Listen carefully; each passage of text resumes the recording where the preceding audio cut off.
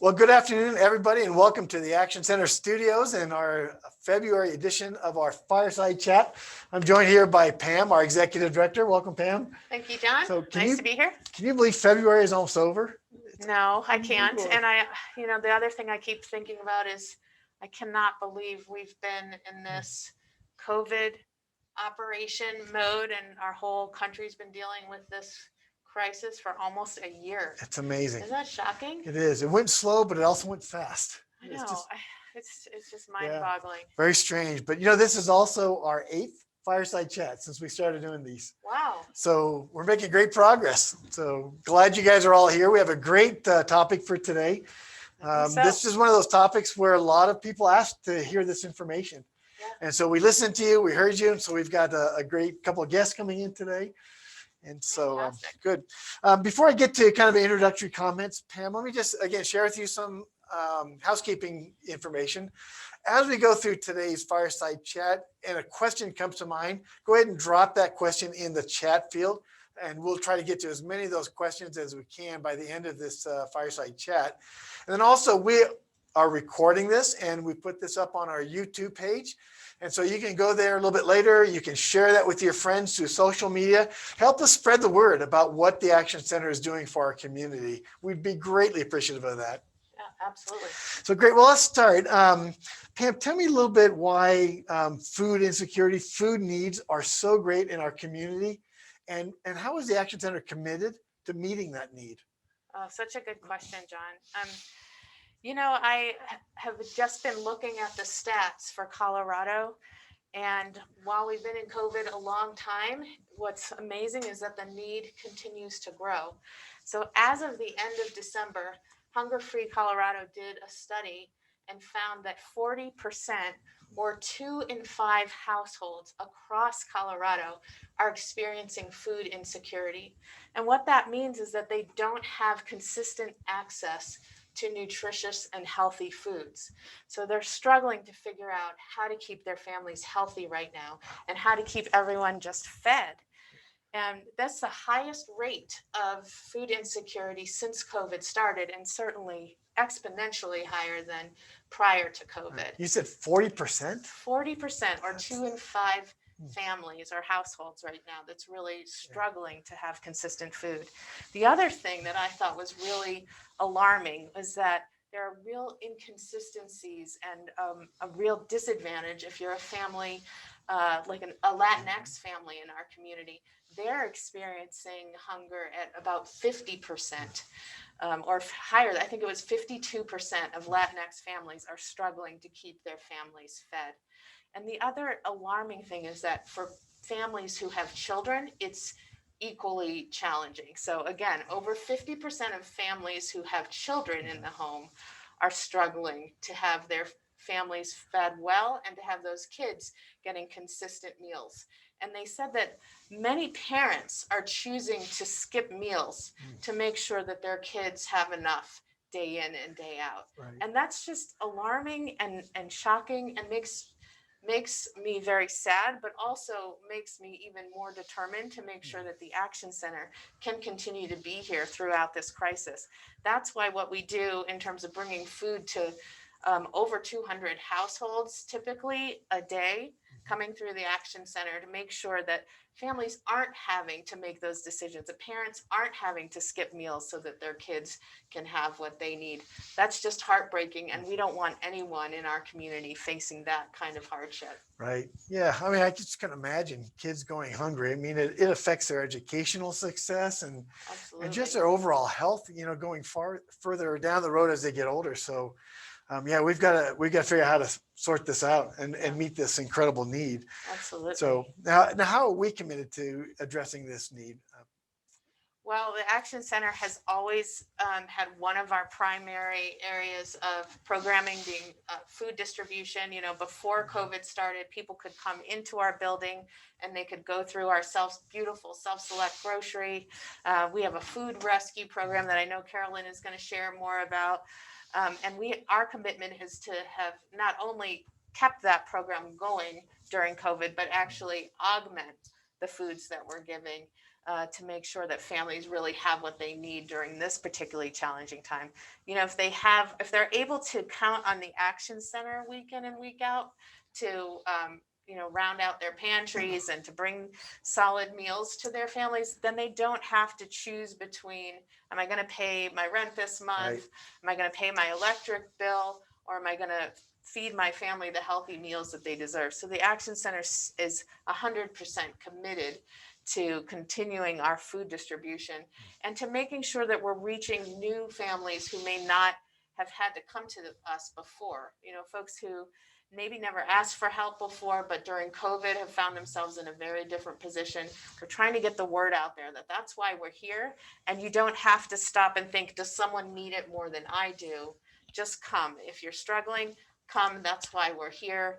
If you have neighbors who can't get out, but you can, come for your neighbors, bring them food, and help us to get the word out to communities who might not have heard of the Action Center as much as some of those who are really close by. Right. I mean, upwards of 30% of the people that have come to us are first time to the Action Center. Yes. And that really shows you. I mean, these are folks that probably never thought they would need the services of the Action Center. But you can come here. There's no judgment. Just come here and get what you need to make sure that your family has a good nutritional grocery list to serve your family with. Absolutely. So, super important. Well, I know you mentioned Carolyn. Yes. So I'd love for you to introduce Carolyn to our audience. We're going to have her as our next guest speaker. Great. So who is Carolyn? Yeah, so Carolyn Alexander is our senior director of operations at the Action Center. And she wears many, many hats, but one of the hats is particularly relevant to today's conversation. She oversees our whole food distribution program and has been largely in charge of making sure we have all of the food we have on hand, partnering with Food Bank of the Rockies, working with Jen, who you'll also meet, to make sure that the food is consistently coming in, that we have the foods that our community is asking for, and that we're as responsive to those needs as we can be. So Carolyn's just done a tremendous job, and I'm really excited to introduce you to her, and she will tell you more about where we get the food that we have on hand and what that process looks like. Great. Well, fabulous. Well, in the spirit of social distancing, if you will go get her and bring her in, we'll swap out. It was nice to see everyone today. Thank you very much. And so we're going to welcome Carolyn to the Action Center Studios. We call it the ACTV, if you've not heard. And we're really thrilled to have Carolyn join us. Welcome, Carolyn. Hi, John. As she gets geared up, we'll take a moment. So can you do a test? Make sure we can hear you okay? How are we doing there, producer? Good. Good. Very good. All right, Okay. We've got a thumbs up. Well, welcome to the Action Center Studios. I like your display here. It is nice. It's a little bit of everything. It certainly I've seen shows. some of these before.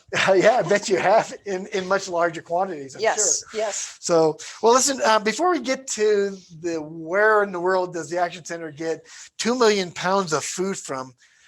Give us a sense of, from your perspective, what do you think 2021 is going to look like in terms of food needs in our community? Boy, do I wish I had some kind of a crystal ball on that one.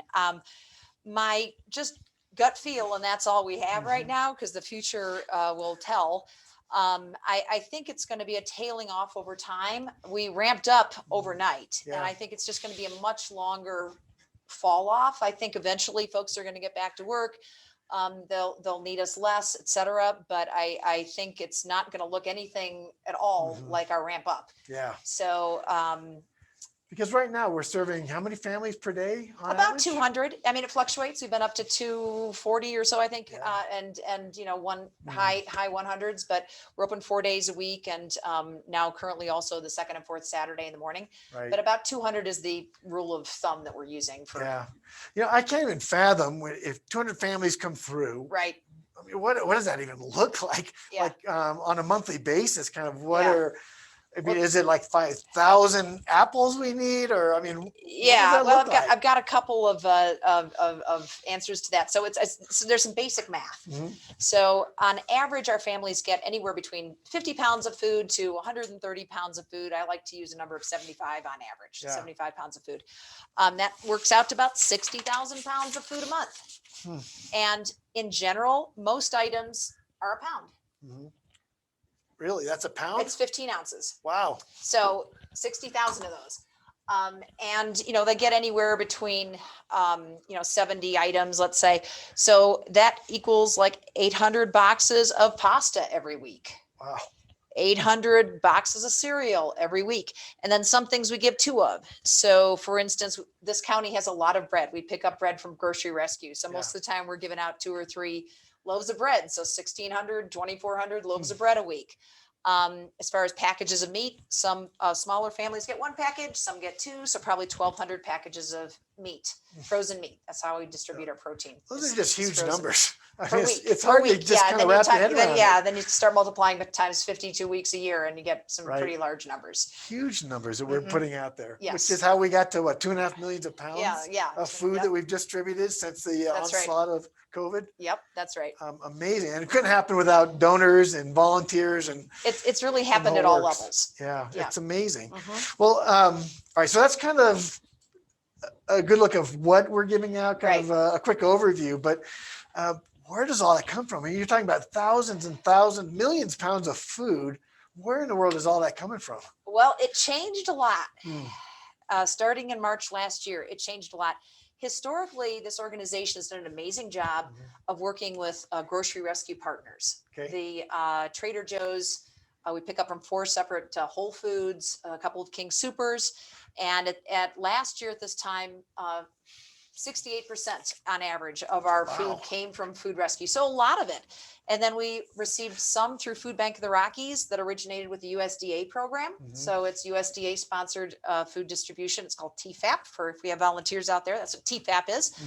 And then about 9-10% came in on the dock or donation drives. It varied a lot by month. Yeah. We'd have months where we had huge donation drives and others where we didn't have much at all. But that was kind of the pre-COVID look at things.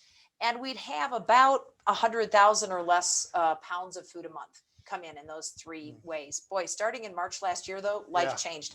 We now have, we still have things coming in off the dock and drives, but that's only 4% of our current food need. And every month we're now taking in about 250,000 pounds of food rather than 100,000 pounds of food. So the numbers have more than doubled. Food rescue, we are still doing, and it's still about the same amount of food. Okay. But now it's a much lower percentage. And we're down to about 32% of our current food is coming in through food rescue. Right. Our traditional USDA TFAP is only 17% of what we're doing. And then the USDA has a whole new COVID program. And without that, that has actually been 37% of our food. Yeah, so that's actually the vast majority of our food is coming from the USDA right now from federal dollars.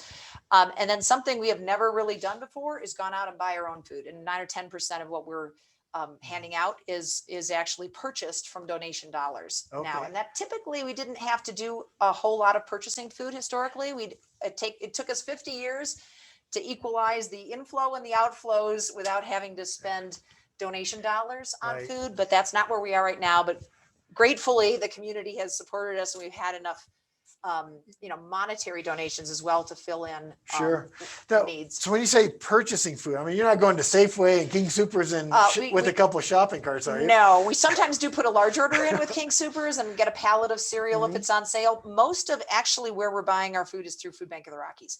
Not only do they sponsor most of they have a lot of the USDA programs that we participate in, but they are much bigger fish than we are. So they can get really good deals and the kinds of foods that we want. So we pay wholesale prices or even less than that. So we get really good deals, 30 cents instead of $1.50, those kinds of things. So FBR gives some free food, and we purchase food through Food Bank of the Rockies. Right. Really helps us stretch our donation dollars quite a bit. Oh yeah, we get great deals. Yes, now, we're not paying retail for much of anything. Right. So we've got FBR, we've got the food rescue program, USDA, TFAP. Any other main sources where food comes into us, or how it comes into us? Well, I mean, donation drives are a big part. Those are the big ones. Yeah. Okay.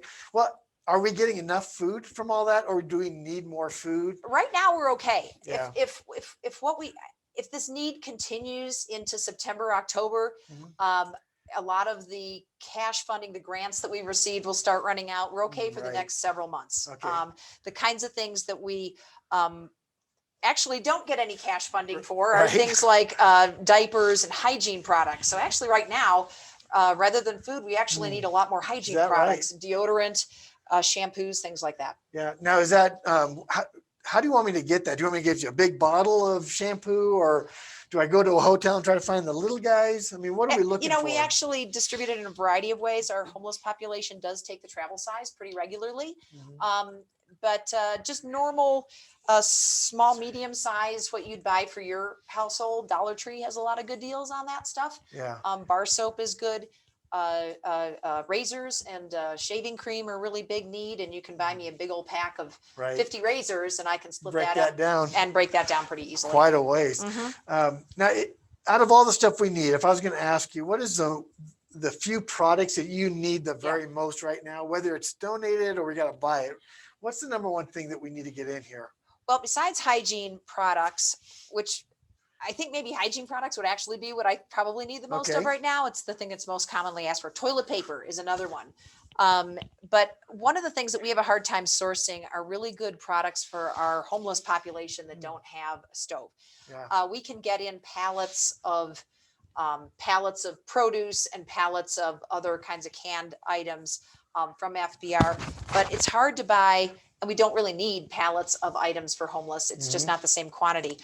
I saw these at King Soopers the other day, and it's a corn and carrots that are some of the most popular vegetables, but it's just in an easy to use container, so that can be given out to our homeless folks.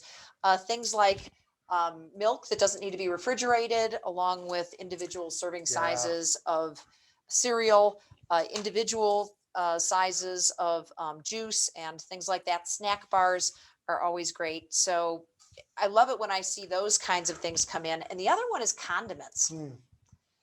We get a ton of peanut butter, John. Right.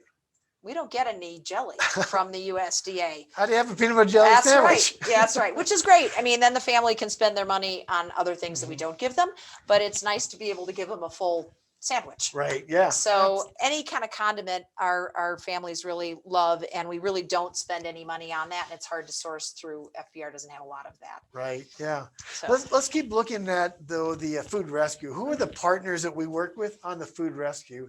I think that's the one thing that I really resonate with, because it's food that would have otherwise perhaps gone into a landfill. Right. And we're rescuing it. So who are those partners we work with? Well, I'm going to explain this as an ecosystem. Okay. Because it originates all the way at the federal level. There's an organization called Feeding America that contracts with Whole Foods and Trader Joe's and Target and a bunch of other kinds of large retailers.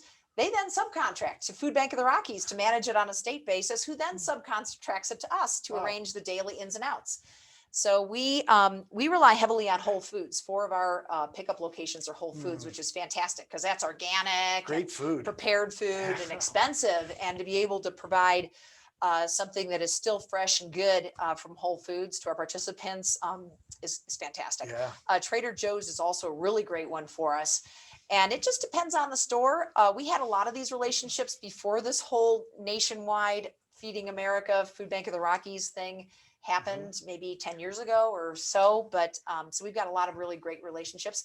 And oftentimes those relationships end up in things like a new van donation. Tell me more about that. What's that all about? So the phone rang a few months into COVID, and Whole Foods on a nationwide basis provided 18 brand new refrigerated vans. These are top of the line refrigerated vans. And we were one of 18 recipients from around the country. Wow. So we now have this wonderful refrigerated, you can stand up inside of it. That's not normally the kind of van that we had before. We had kind of well-used and well-loved used things we had to put a lot of money into to keep on the road. But it really makes us really efficient at doing the food rescue. It makes us very efficient. Yes. Thank you, Whole Foods, if you're out there. Whole Foods. Thank you. Appreciate it very much. Well, yeah, that's a hugely important program, and in terms of getting the food products in that we need. Well, let's keep moving. I know you've got a great employee that we're going to interview here in just a second. I do. Once we bring her in, if you'll introduce her, but then can you come back and answer some questions once we're done? Would love to. All right. Well, if you'll introduce our next guest and bring her in for us. Jen Stone has been at the Action Center for several years, and she manages all the doc and our in-kind donations. She works with a lot of these food sources on a daily basis to make sure we've got the food coming in, whether it be from a donation drive or placing orders with Food Bank of the Rockies. So she knows all the ins and outs that I just talked about. All right. So she manages our team of folks that go out to all the stores as well. All right. Thank you. We'll see you in a few minutes. Thank you. Appreciate it. So again, that's some interesting areas. I had no idea of the complexity of the food rescue program. Okay, we have a technical challenge. There we go. So we're off. Thank you. So that's helpful to learn how that operates and how that works. So we'll hopefully you found that to be interesting and educational. So welcome, Jen. Come on into the Action Center studios. We are so glad that you're here. Jen has been with how many years? Well, I'll wait till you get geared up and I'll ask you a question. But how many years have you been with the Action Center? I believe it's 4. 4 years. Already 4 amazing years. Yeah, that is so cool. So would you just take a minute before you get into some other questions, but tell us, what is your role here? What do you do for the Action Center? Sure. I have the honor of being our in-kind donations manager. So what that means is I oversee the dock, the crew that works on the dock area and goes out to our various vendors. I also work with a lot of our food partners to make sure food is steadily flowing into the building as we need. Yeah, that's so important. Carolyn was sharing with us a lot of the different sources that come in, the food rescue, the USDA, TFAP, all those kind of things. But one of the areas that I'd love to maybe dive a little deeper with you is this idea of donation drives. Maybe share with us a little bit how donation drives function, how we get involved with that if we're interested in doing donation drives, and maybe if it still comes to your head, relay some of the mega drive that we did pre-COVID. I don't know if you remember the mega drive that we had. Those are really important sources, but just give us kind of a rundown on donation drives. Sure. Donation drives are amazingly helpful. They can be done by individuals, businesses, schools, congregations. It just kind of all over the place. The best kind of way to get information, of course, would be our website to make sure that you get the information that you need as far as marketing or materials. And of course, you can always reach out to our departments to find out what our specific needs are at that time. 6 months ago, it could have been food that we needed the most. Today, it's hygiene that we need the most. So anyone can always email me and ask questions if they want to fine tune kind of a drive that they want to do, or if they're looking for some advice or input. Right. Yeah. And we have a great marketing team that helps me. We do have a great marketing team that helps you, but it also helps you. If you'd like to run a food drive, we can certainly connect you and get you some collateral materials that would help you. So let's say I ran a big food drive through my HOA. Now I've got a pickup truck full of food. What do I do with it now?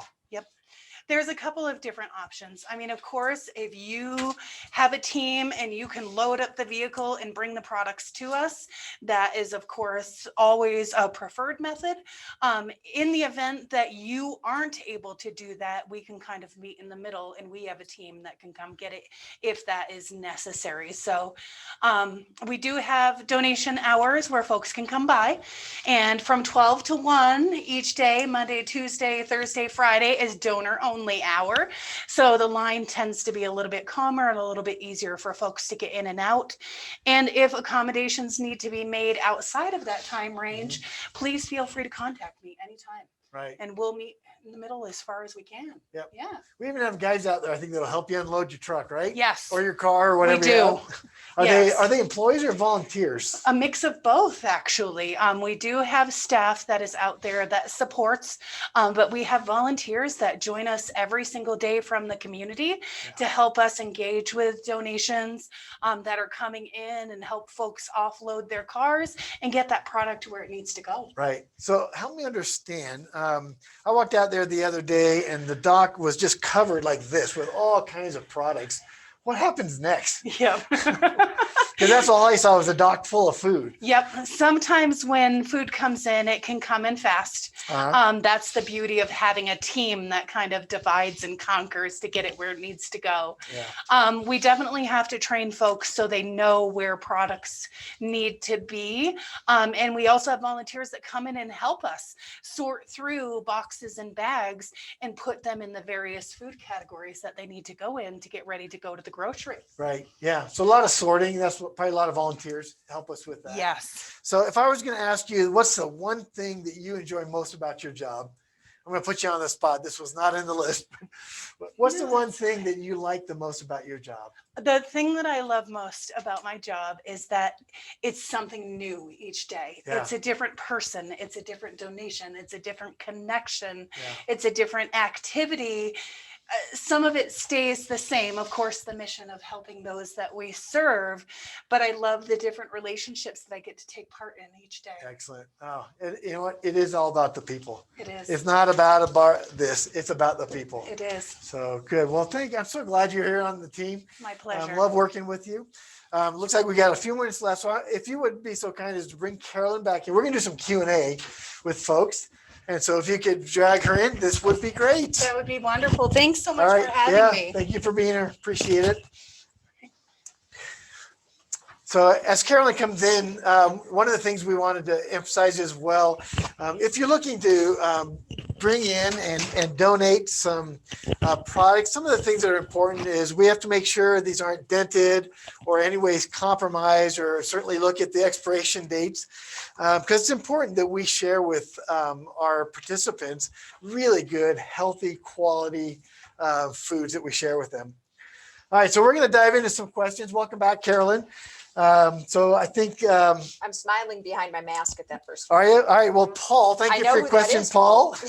Welcome. Paul, that is. You guys, awesome. Will the USPS have their May Stamp Out Hunger Drive? They did go to all online last year, and we have not yet gotten an update, Paul. So it's a wonderful drive for us, and it can bring in as much as 60,000 pounds of food. So I have my fingers crossed that it will happen again, but we have not heard either way. Yeah. Well, we'll just have to wait and see. We have to wait and see. There's been a lot of wait and sees this year.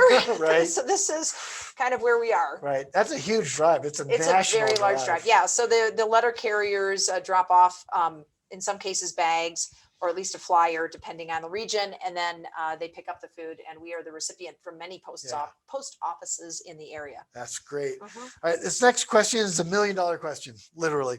Would you rather have food donated, or would you rather have money to buy food? Where would you land on that one?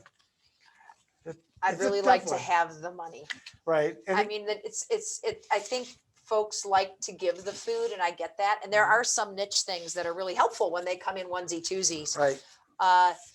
But we can really do a much better job at just spending the money efficiently. Right. The pricing that we get is pretty darn low. Yeah. So it does make more sense for us to buy it. But I also understand that we do want to, donation drives and donations have a tact, that you can feel it, and people want to feel like they're giving something to their neighbors to help. So I get that too. Yep. So there's no wrong way of donating. There We certainly isn't. love them all, and They're both necessary. they're both necessary. They're absolutely both Yep, necessary. and it does engage the community a little bit more, which has a lot of benefits. Right. Mhm. I mean, if you're out shopping and you see a buy one, get one free, buy yours and then bring the free one to the action center, Exactly. and we're in great shape. Exactly. And food sorting is something that our volunteers love to do.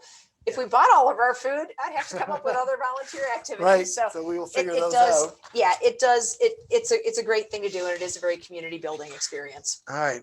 This one's a little bit more on the logistics side, so it's right up Okay. your alley here. Tracy is asking us, where do families pick up diapers and the food distribution, or and tell me a little bit about the clothing bank. Oh, That's a million thanks questions. for that question. Yeah. It depends a little bit on the day, but what we like to do on most days, if we have enough volunteers, is to have a station out front. And as folks are going through the food line, one of the stops along the way is simply a volunteer asks, do you need any hygiene products today, including diapers? And they get it right there in the food line.